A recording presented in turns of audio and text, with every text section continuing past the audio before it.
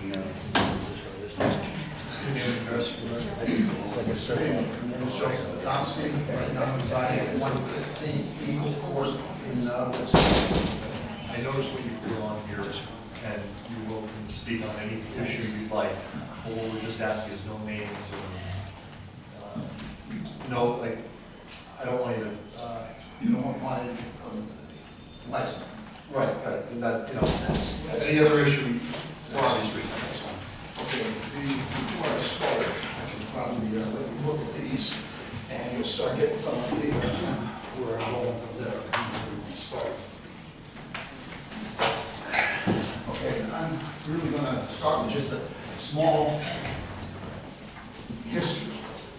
The problem that's been going on in the neighborhood of Jones Street, Every Street, Dawson Street School has been going on probably for about the last 3 or 4 years, big time. But it lasted longer than that before it became a serious problem. I'm going to read now from a private criminal complaint that I filed with Andrew Varilla, Magistrate District 11-101, and this was on 8/16/11. Okay, under City Ordinance 64-B, Chapter 5, Article 4. Residents cannot lure or attract animals such as pigeons, birds, deer, squirrels, or feed them or continue to feed them to entrap and entice. Mr. Ed McDay and Charles Cross from the Health Department have been to the residents of 103 Jones Street several times. The lady that is the center of this problem has been fined, and I have the fines here 5 times. Now, these are small ones. $100, $200, that's not small, but it's small. After I left, she was fined one time, I think $2,000, and I'm under the impression that I didn't even double. The fines mean nothing. My final question is really going to be, how many times can somebody break a law or an ordinance before somebody does something about it besides fining them? Now, I just posed to you, each of you probably have a parking spot out there with your name on it.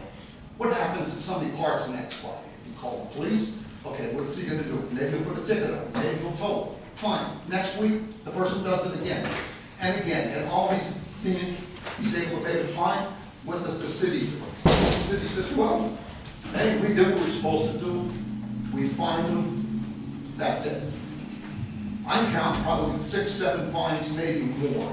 And right at this point, it's in excess of $5,000 for a homeowner that doesn't care about paying that kind of money just to feed birds and really annoy the people around her, including me, until I was able to get myself out of the situation, okay? But it was really, really bad. So, now, just to continue on with this. Okay, now, five times yet she continues to violate the ordinance and becomes very loud and abusive, threatening, vulgarity to both me, the neighbors on either side, Joe Blum and John Gazy and his wife, and this fellow in the back. But more importantly, and you look at those pictures, Dawson Street School. Dawson Street School about 2 years ago or 3 years ago contracted with a bird exterminating company or they put cages or whatever, because there was so much damage, poop. I got hit in the yard. My neighbor got hit in the yard because of the volume of birds that are flying. She does not just, and when the inspectors come, she gives a nice sweet routine that she's just feeding the birds, she's just being nice to animals. But the fact of the matter is, she buys maybe 1 or 2 25-pound bags of feed a week. And she'll go out there with cups and distribute it in several different places. Volumes, like maybe 4 or 5 pounds a day. So what's going to happen? You see those pictures. I mean, birds, you're not going to stop birds from coming unless you stop the feeding.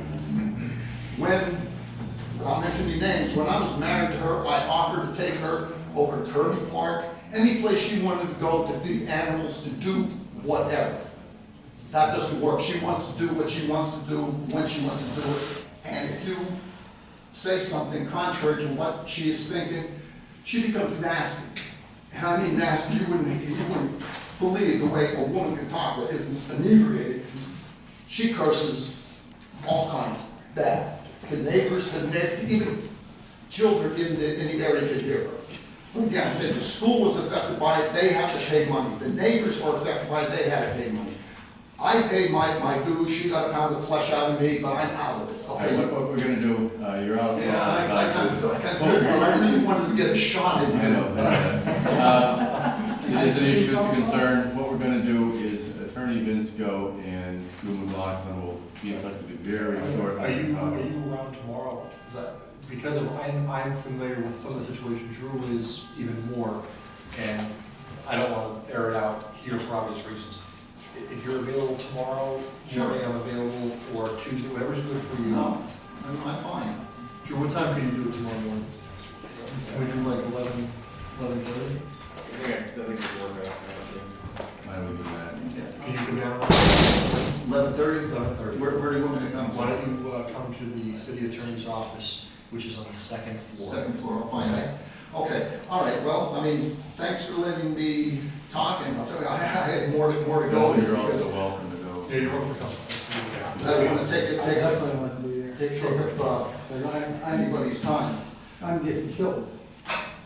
Literally, I had to close my pool up early because of the mess. Every other day we have to clean up.